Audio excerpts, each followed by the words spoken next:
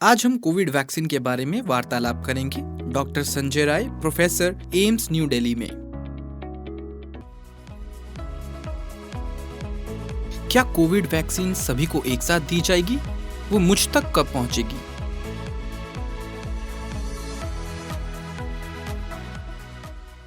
देखिए, गवर्नमेंट ने काफ़ी प्रोएक्टिव रोल लिया है, तो सबको एक साथ नहीं दी जा सकती है। 137 करोड़ से ज़्यादा का पॉपुलेशन है इस कंट्री में, और किसी भी वैक्सीन देने के लिए कुछ रीज़न होना चाहिए कि क्यों इस ग्रुप को दे रहे हैं। तो फर्स्ट उसमें है, 2 कारण से देनी है। या तो उनको इन्फेक्शन का रिस्क ज़्यादा है, या उनमें जो है मरने की संभावना ज़्यादा है इन्फेक्शन होने के बाद। सो जो भी लोग कोमॉर्बिड कंडीशन के साथ हैं, एल्डरली हैं, उनमें इन्फेक्शन के बाद, कोविड-19 का इन्फेक्शन होने के बाद मरने की संभावना थोड़ी ज़्यादा है अगर हम यंग से कंपेयर करें तो। दूसरा जो है, जो लोग डॉक्टर्स या पैरामेडिकल स्टाफ, नर्स, जो लोगों को रिस्क ज़्यादा है क्योंकि एक्सपोजर उनको ज़्यादा है, पेशेंट के वो संपर्क में है तो उनको एक्सपोजर ज़्यादा है, तो इन्फेक्शन होने का रिस्क ज़्यादा है। इन लोगों की प्रायोरिटी जो है बनाई गई है, और फर्स्ट फेज़ में फेज़ वाइज मैनर में दिया जाना है। गवर्नमेंट ने ऑलरेडी उसको अनाउंस कर दिया है। सो टोटल मिला के फेज़ 1 में जो है करीब 30 करोड़ लोगों की जो है तैयारी गवर्नमेंट कर रही है। इसके बाद जब फर्स्ट फेज़ का वैक्सीनेशन पूरा हो जाएगा तो फिर दूसरे लोगों को इसमें उस क्रम में आना वरीयता दी जाएगी, और वह जो है किसी को भी पॉपुलेशन में, अभी बच्चों के लिए नहीं, बच्चों को इसमें अभी शामिल नहीं किया जा रहा है क्योंकि बच्चों से रिलेटेड डेटा कोई भी हमारे पास नहीं है। उनके सेफ्टी से रिलेटेड कोई भी क्लिनिकल ट्रायल का डेटा नहीं है, और बच्चों में सीवियरिटी भी नहीं है। इन्फेक्शन का रेट तो बराबर है, रिस्क बराबर है बच्चों में, लेकिन सीवियरिटी होने का खतरा बच्चों में कम है, इसलिए बच्चे प्रायोरिटी ग्रुप में नहीं है। उसके बाद जो है आम लोगों को जो है ये वैक्सीन दी जाएगी। क्या एक कोविड पॉजिटिव या फिर जिसे कोविड होने की आशंका हो, वो कोविड-19 की वैक्सीन ले सकता है?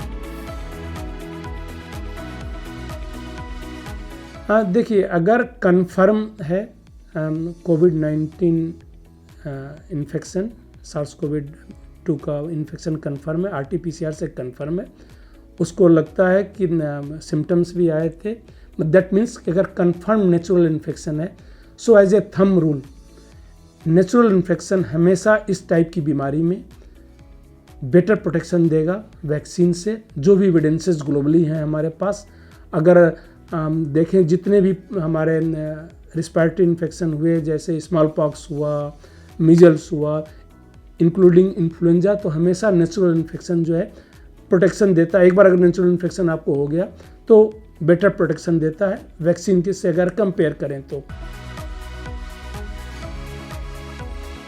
मुझे वैक्सीन की कितनी डोजेज लेनी होंगी और इनके बीच का इंटरवल या समय कितना होगा?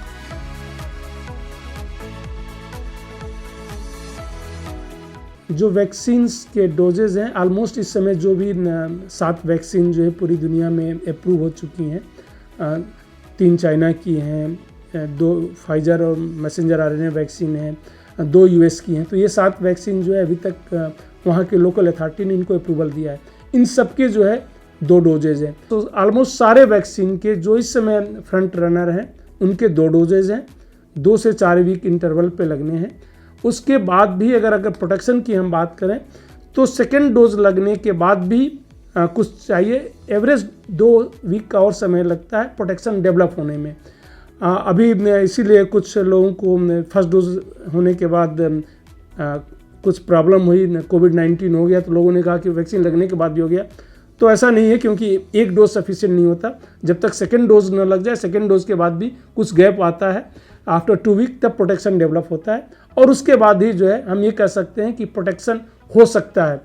कोई भी वैक्सीन अभी तक 100% इफेक्टिव नहीं है, तो ये भी नहीं है कि किसी वैक्सीन लगने के बाद आपको ये कहा जाए कि आप पूरी तरीके से सुरक्षित हैं, ऐसा नहीं है।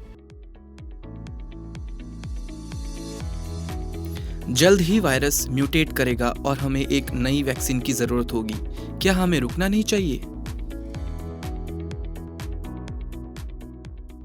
देखिए, किसी भी इस टाइप की वायरस जो है उनकी एक ये म्यूटेट करने की क्षमता होती है। म्यूटेशन क्यों होता है इसको हमें समझना पड़ता है।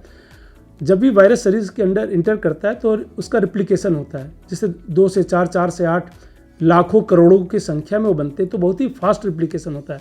इस प्रोसेस में जो है जो उनका जेनेटिक मटेरियल होता है उसका सीक्वेंस चेंज हो जाता है और इसी को म्यूटेशन कहते हैं। कभी कभी म्यूटेशन जो है उनको और स्ट्रांग बना देता है वायरस को, कभी कभी उनको वीक बना देता है, वायरस ही खत्म हो जाते हैं, मर जाते हैं, और कभी कभी जो है इतने हल्के म्यूटेशन होते हैं कि कोई अंतर नहीं पड़ता है। अभी तक सिर्फ एक जो यूके में म्यूटेशन का जो है एक नया स्ट्रेन आया है, उसको छोड़ के म्यूटेशन अभी बहुत हुए हैं। पिछले 1 साल में देखें, ऑलमोस्ट 1 साल पुराना वायरस है, तो काफ़ी म्यूटेशंस हुए हैं, बट वो म्यूटेशन इतने नहीं थे। अभी तक जो भी एविडेंसेज है ये नहीं है कि नया जो स्ट्रेन आ गया है वह इस वैक्सीन को हम देने से प्रोटेक्ट नहीं होगा पर्सन, या पहले से नेचुरल इन्फेक्शन किसी को हो गया है तो वह प्रोटेक्टेड नहीं है। ये एविडेंस नहीं है अभी हमारे पास।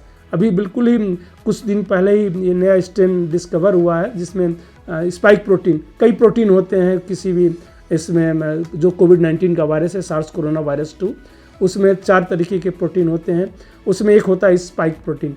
ये म्यूटेशन उसी प्रोटीन में हुआ है। कुछ वैक्सीन जो है उसी पे बेस्ड है, जैसे मैसेंजर आरएनए जो फाइजर की वैक्सीन है या मॉडर्ना की वैक्सीन है, वो उसी पे बेस्ड है। कुछ वैक्सीन जो है जो होल वेरिएंट किल्ड है उनमें चारों ही प्रोटीन प्रिजर्व हैं।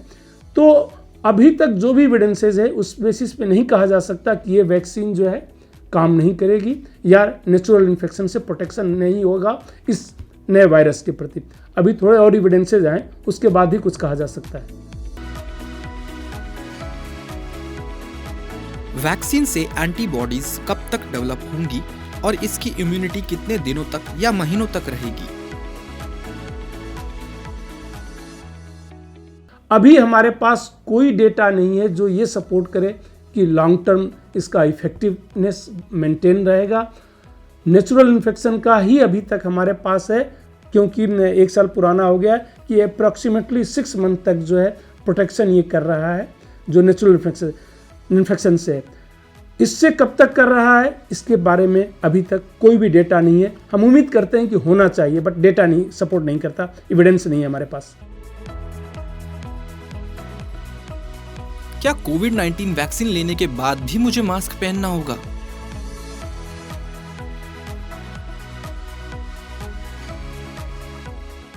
कोविड वैक्सीन लेने के बाद देखिए 2 डोज का शेड्यूल है सारे वैक्सीन्स का। वैक्सीन लगाते ही जो फर्स्ट डोज लेते ही आप प्रोटेक्टेड नहीं है, एक, इसलिए दूसरा डोज लेने के बाद भी कुछ और टाइम लगता है शरीर की प्रतिरोधक क्षमता डेवलप होने में। यूजुअली 2 हफ्ते और लग जाते हैं।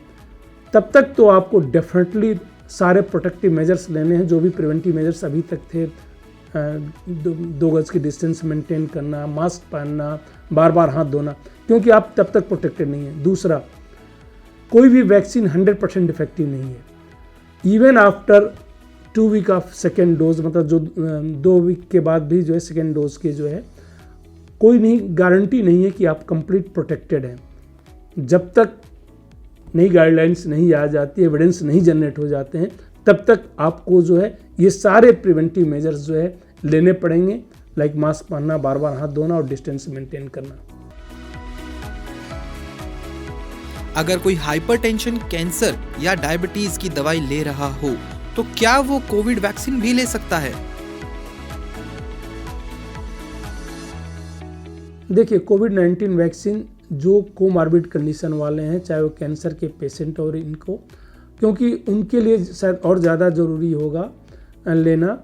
प्रोटेक्शन जो है उनको ज़्यादा चाहिए और लोगों की तुलना में, इसीलिए जो है उन्हीं को दिया जा रहा है। आप अगर हिंदुस्तान की प्रायोरिटी लिस्ट देखें या बाकी कंट्रीज़ का भी देखें तो front line worker, health care provider के बाद जो लोग कोमॉर्बिड कंडीशन में, कोमॉर्बिड कंडीशन का मतलब कि इनको डायबिटीज़ है, कैंसर की बीमारी है, कुछ और बीमारी है, एडवांस स्टेज की बीमारी है, सारे में जो है कोविड के वैक्सीन देने के लिए जो है ऑलरेडी जो है प्रायोरिटी लिस्ट बनाई जा चुकी है और उनको देना चाहिए। क्या कोविड वैक्सीन की दूसरी दवाइयों के साथ इंटरैक्ट करने की संभावना है?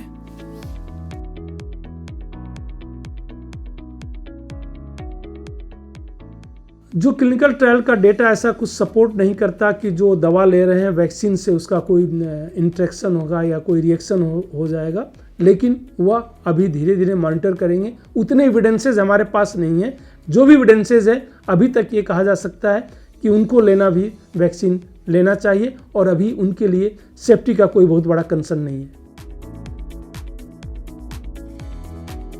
भारत में हर्ड इम्यूनिटी पाने के लिए कितनी प्रतिशत जनसंख्या को कोविड वैक्सीन देनी पड़ेगी? देखिए, जो हर्ड इम्यूनिटी होती है वह दो तरीके से हो सकती है, या तो नेचुरल इन्फेक्शन से या वैक्सीन से। अगर नेचुरल इन्फेक्शन भी उसको कैलकुलेट जो हम करते हैं कि कितने परसेंटेज को चाहिए, वह एक होता है कि उनका सेकेंडरी अटैक रेट कितना है, या आर नॉट की बात करते हैं, या बेसिक रिप्रोडक्शन रेट। उसका मतलब ये होता है कि एक आदमी एवरेज कितने लोगों को इन्फेक्ट करता है। अगर मान लीजिए एक आदमी एवरेज 3 लोगों को इन्फेक्ट करता है तो हमें करीब 70% लोगों के आसपास या चाहिए वैक्सीनेट करना, या नेचुरल इन्फेक्शन से अगर 70% लोगों को नेचुरल इन्फेक्शन हो गया तो हर्ड इम्यूनिटी आती है। हर्ड इम्यूनिटी का मतलब ये होता है कि इनडायरेक्टली आप जिनको वैक्सीन नहीं दिया गया है, जो प्रोटेक्टेड नहीं है, उनको प्रोटेक्ट करना। 70% लोगों के आसपास अगर हम थ्रू वैक्सीन या नेचुरल इन्फेक्शन या दोनों को मिला के अगर हम प्रोटेक्ट कर लेते हैं तो शायद हर्ड इम्यूनिटी डेवलप हो जाएगी, जो भी हमारे पास एविडेंस है, और उससे इस बीमारी को कंट्रोल किया जा सकता है।